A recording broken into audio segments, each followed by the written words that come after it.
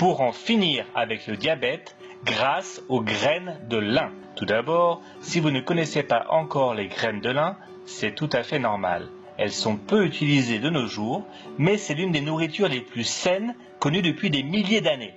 Ces graines remportent le tiercé du diabète. Elles sont riches en protéines, riches en fibres et riches en bons gras, du même type que celui contenu dans le poisson.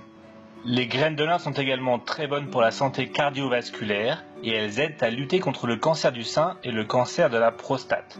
Bref, les graines de lin sont une véritable petite merveille. Employer les graines de lin est peut-être encore un mystère pour vous, mais cela deviendra très simple dès que vous saurez comment faire. Comme son nom l'indique, la graine de lin est la graine de la plante qui produit le lin, ce tissu très bien connu. Et tout comme le tissu, les graines de lin étaient très populaires pendant l'Empire romain. Et Hippocrate, l'un des pères de la médecine moderne, s'en servait beaucoup pour confectionner ses médicaments. Le très sage Mahatma Gandhi a dit un jour, avec raison, « Partout où la graine de lin deviendra un aliment, la population sera en meilleure santé. » Et encore plus près de nous, le docteur Andrew Weil, un médecin très réputé dans l'alimentation, dit que si nous ne pouvons faire qu'un seul changement dans notre alimentation, il devrait s'agir de se mettre à manger des graines de lin. D'accord, très bien. Mais où les trouvons-nous ces petites graines de lin? Et surtout, comment les manger? Eh bien, elles sont maintenant tout simplement disponibles en grande surface. Et si vous n'en trouvez pas au supermarché, allez jeter un petit coup d'œil dans les boutiques d'aliments naturels ou les épiceries bio. Les graines de lin existent de deux couleurs, une couleur plutôt dorée et une autre plutôt brune. Les deux couleurs de graines de lin ont en fait les mêmes qualités nutritionnelles, donc vous pouvez juste choisir la couleur que vous préférez. Elles ont un goût très agréable de noisette et elles sont riches en protéines et en fibres. Elles sont aussi une bonne source de magnésium, un minéral qui est très important pour une bonne maîtrise de la glycémie, car il aide les cellules à absorber l'insuline. Plusieurs études ont démontré que le risque de développer le diabète de type 2 monte en flèche lorsque l'apport en magnésium est trop faible. Donc assurez-vous d'en faire le plein. Et les graines de lin en sont une bonne source.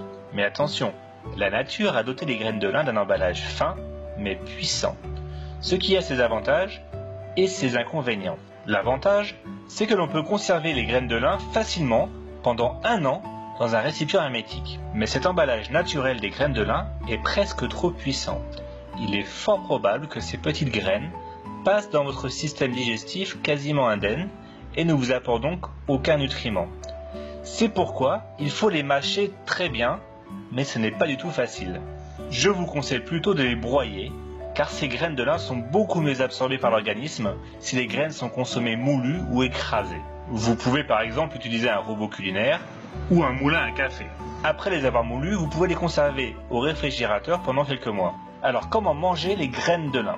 Voici une recette facile pour incorporer les graines de lin à votre alimentation. Vous pouvez préparer ce smoothie tous les matins.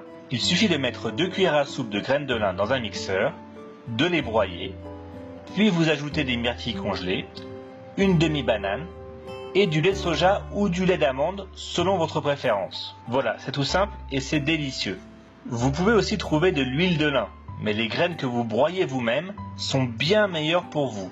Une grande partie des nutriments sont effectivement perdus lorsque les graines sont pressées pour faire de l'huile. Les graines de lin sont non seulement la meilleure source naturelle de lignane, mais elles sont aussi une excellente source de fer, de zinc, de cuivre, de calcium, de protéines, de potassium, de magnésium, de folate, de fibres solubles, ce qui peut réduire notre cholestérol, et même de bore, un minéral important pour améliorer la santé de nos os. Mais nous ne recevons aucun de ces nutriments en buvant de l'huile de lin.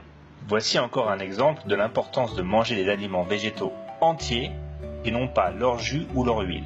Revenons maintenant sur l'intérêt spécifique des graines de lin par rapport au diabète. Nous savons depuis plus de 20 ans que manger des graines de lin permet d'atténuer le pic de glycémie après un repas. Mais l'utilité des graines de lin n'avait jamais été testée spécifiquement sur les personnes atteintes de diabète jusqu'à récemment.